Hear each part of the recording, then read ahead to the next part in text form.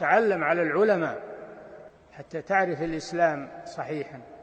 إن الحمد لله نحمده ونستعينه ونستغفره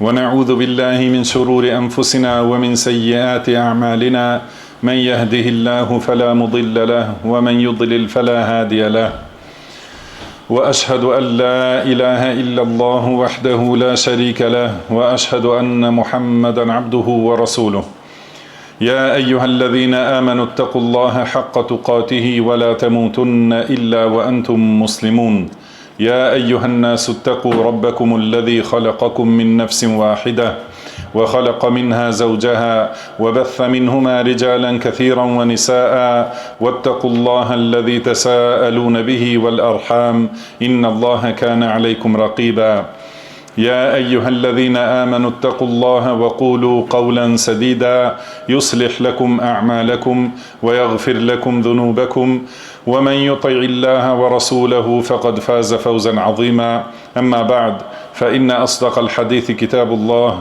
وخير الهدي هدي محمد صلى الله عليه وسلم وشر الأمور محدثاتها وكل محدثة بدعة وكل بدعة ضلالة وكل ضلالة في النار.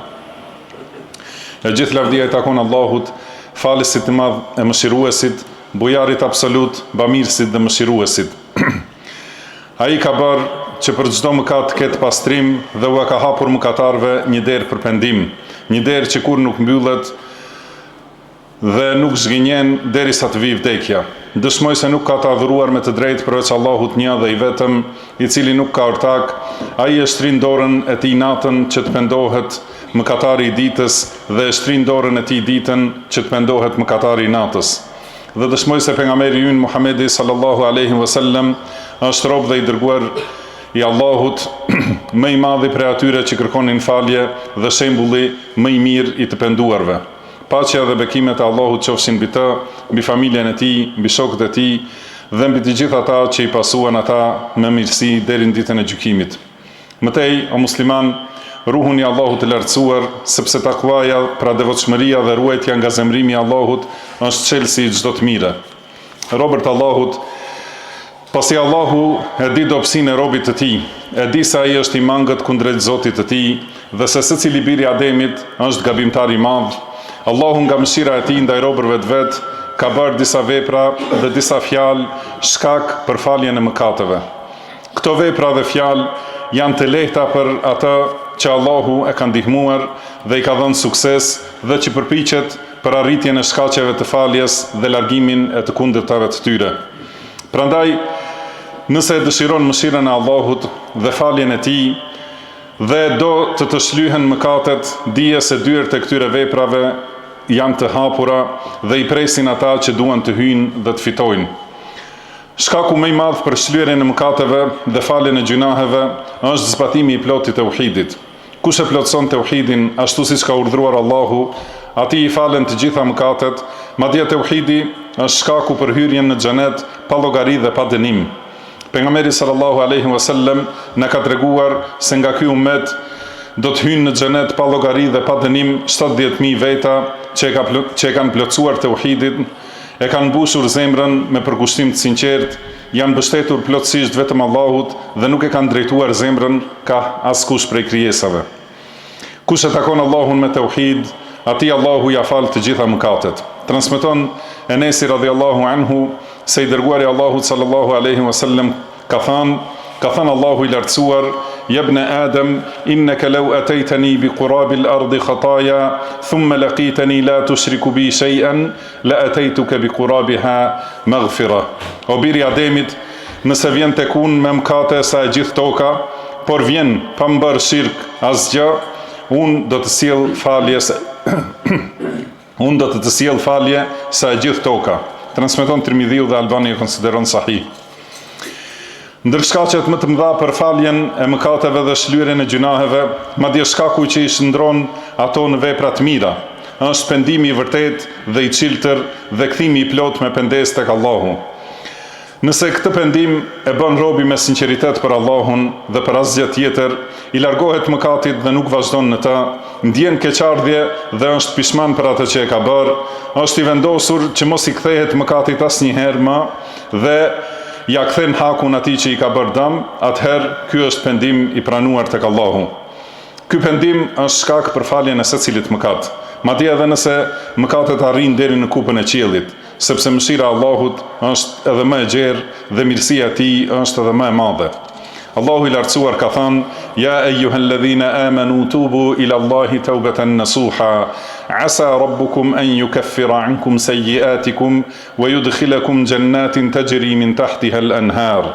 O ju që keni besuar, kthehuni tek Allahu me një pendim të sinqert, që Zoti juaj t'ju ashlyej gabimet e t'ju fusë në xhenete nëpër të cilat rrjedhin lumenj.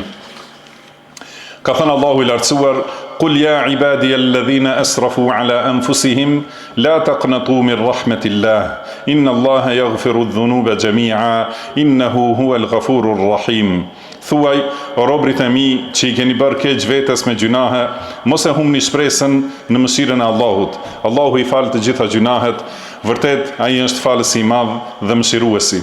Dhe ka thënë Allahu: "Wa inni laghaffarun liman taba wa amana wa amila salihan thumma ihtada." Vërtet unë jam falës për atë që pendohet, beson e bën vepra të mira dhe pastaj qëndron në rrugë të drejtë. Dhe ka thënë: "Wa huwa alladhi yaqbalu at-tawbata 'an 'ibadihi wa ya'fu 'ani as-sayyi'at wa ya'lamu ma taf'alun." Ai e pranon pendimin e robit të vet, i fal gjunahet dhe i di të gjitha që punoni ju. Përveç pendimit, mjet i rëndësishëm për shlyerjen e mëkateve është kërkimi i faljes dhe vazhdimi në istighfar. Istighfari është zakon dhe shprehi e pejgamberëve dhe është siguri për banorët e tokës. Istighfari është kërkimi i faljes me gojë, duke qenë gjendja e zemrës e përputhur me të. Ka thënë Allahu i lartësuar: "Wastaghfirullah, inna Allaha ghafurur rahim." Kërkoni falje prej Allahut, se Allahu është falës i madh dhe mëshirues. Pejgamberi sallallahu alaihi wasallam ka thënë: "Walladhi nafsi biyadihi, law lam tudhnibu la dhahaba Allahu bikum, wa la jaa biqaumin yudhnibuna fayastaghfiruna Allaha fayaghfiru lahum."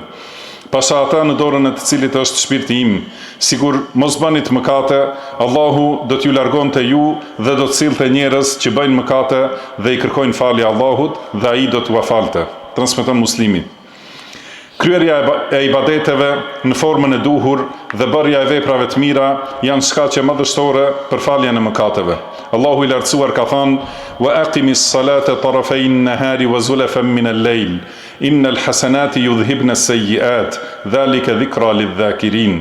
Falë namazin në mëngjes e mbrëmje dhe në një kohë të natës, sepse veprat e mira i shlyejnë veprat e këqija. Kjo këshill vlen për ata që i pranojnë këshillat. Pejgamberi sallallahu alaihi wasallam ka thënë: "As-salawatu al-khams wal-jumu'atu ila al-jumu'ah wa ramadanu ila ramadan mukaffiratun ma bainahunna idha ijtunibat al-kaba'ir." Pesë namazet nga xhumaja në xhuma dhe nga Ramazani në Ramazan janë shlyerje e mëkateve që bëhen mes tyre, përderisa njeriu u largohet mëkateve të mëdha. Transmeton Muslimi. Nga Ebu Hurera radhiyallahu anhu, po ashtu transmetohet se i dërguari i Allahut sallallahu alaihi wasallam ka thënë: "Ela adullukum ala ma yamhu Allahu bihi al-khataya wa yarfa'u bihi ad-darajat." A doni t'ju tregoj çka është ajo me të cilën Allahu ju ashlyen mëkatet dhe ju ngre gradat? Than po, i dërguari i Allahut.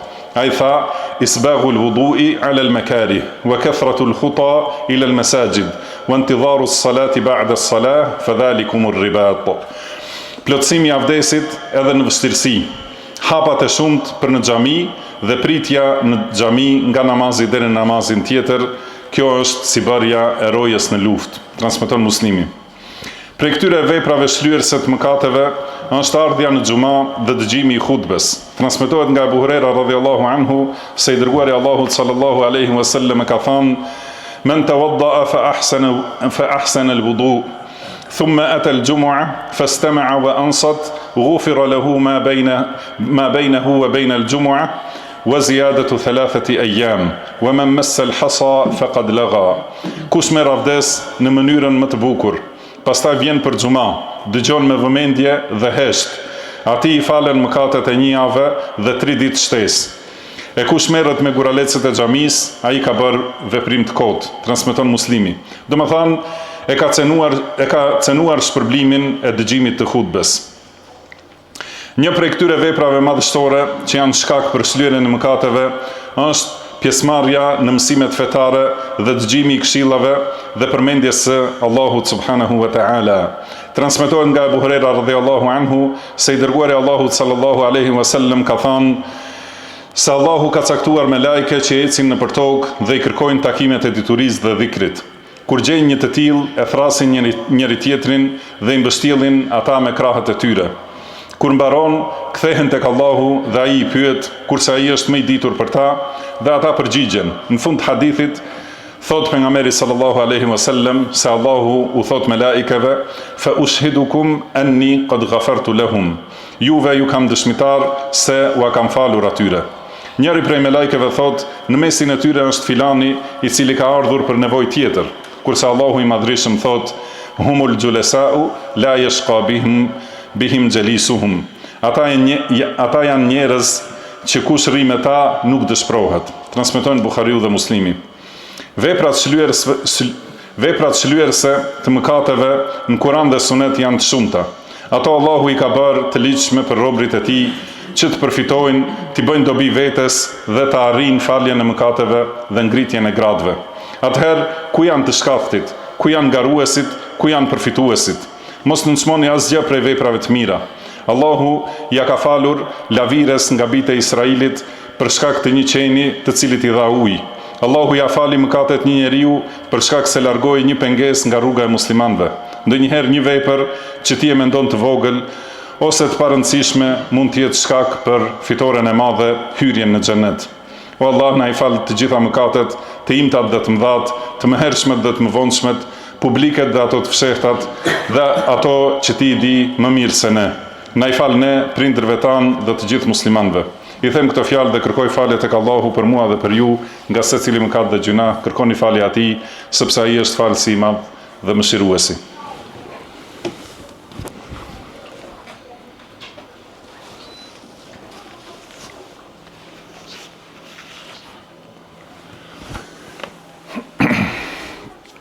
Alhamdulillahi ala ihsanih, wa shukru lahu ala tawfiqihi wa amtinanih. وأشهد أن لا إله إلا الله وحده لا شريك له تعظيما لشأنه وأشهد أن محمدا عبده ورسوله الداعي إلى رضوانه صلى الله عليه وعلى آله وأصحابه وإخوانه وسلم تسليما مزيدا. E gjithë lavdia e takon Allahut për secilën mirësi, ata e falenderojmë për suksesin dhe për çdo dhunti, dëshmoj se nuk ka të adhuruar të drejtë përveç Allahut një dhe i vetëm, dhe i pastër nga çdo ortakri, dhe dëshmoj se Muhamedi është rob dhe i dërguari i Allahut, i cili thiri për tauhid, moral dhe çdo mirësi. Salavatet dhe selamet e shumta të Allahut qofshin për të, për familjen dhe shokët e tij në përgjithësi. Mëtej ju porosis ju dhe veten time me takwa. Kush i ruhet Allahut, ata Allahu e ruan, e ndihmon dhe Allahu i mjafton. Vëllezër besimtar, përmendeni Allahun dhe lartësojeni atë me madhërim, sepse përmendja, dhikri, ka vlera të mëdha dhe shpërblime gjithëpërfshirëse. Nga Abu Huraira radhiyallahu anhu transmetohet se i dërguari Allahut sallallahu alaihi wasallam ka thënë: "Men qala subhanallahi wa bihamdihi fi yawmin 100 marra, huttat khatayahu wa in kanat mithla zabad al-bahr." Kush thot subhanallahi wa bihamdihi, i patmeta është Allahu dhe atij takon e gjithë lavdia, brenda ditës 100 herë, atij i shlyhen mëkatet edhe në qofshin sa shkuma e detit. Transmetojnë Buhariu dhe Muslimi. Po ashtu në hadith tjetër nga Abu Huraira radhiyallahu anhu, i dërguari Allahut sallallahu alaihi wasallam thot: kush thot pas secilit namaz subhanallah 33 herë, alhamdulillah 33 herë, Allahu akbar 33 herë, e këto janë 99 dhe bëhen 100 me fjalën la ilaha illallahu wahdahu la sharika lah, lahul mulku wa lahul hamdu wa huwa ala kulli shay'in qadir. Atëherë atij i falen mëkatet qofshin edhe sa shkuma e detit. Transmeton Muslimi. Prej mirësive më të mëdha të Allahut ndaj robit të tij është se ja fal mëkatet edhe me disa shkaqe në të cilat robi nuk ka asnjë ndikim, siç janë sprovat, pikëllimi, mërzia, smundjet, lodhjet dhe dhimbjet, nëse ato robi përballon me durim dhe qëndrueshmëri. Transmetohet nga Aisha radhiyallahu anha se i dërguari Allahut sallallahu alaihi wasallam ka thënë: "Ma min shay'in yusibu al-mu'mina hatta shawkata tusibuhu illa kataba Allahu lahu biha hasana wa huttat anhu biha khati'a aw huttat anhu biha khati'a." Çdo gjë që e godet besimtarin, madje edhe një gjemb që e shpon, Allahu me të i shkruan një të mirë ose ja shlyen një gabim. Transmeton Muslimi.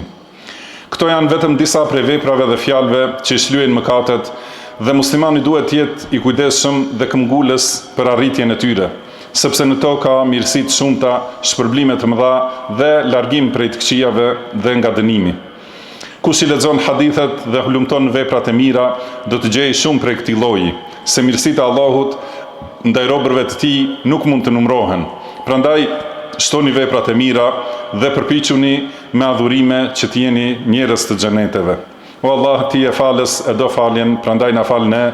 O Allah, na ndihmo të të përmendim, të të falenderojmë dhe në mënyrën më të bukur të të adhurojmë. O Allah, na e prano pendimin, na laj gabimin, na u përgjigj lutjes dhe na përforco për përgjigjen. Na fal ne, prindrit tanë, mësuesit dhe dietarët tanë dhe të gjithë muslimanët dhe muslimanet, besimtarët dhe besimtarët, të gjallët dhe të vdekurit.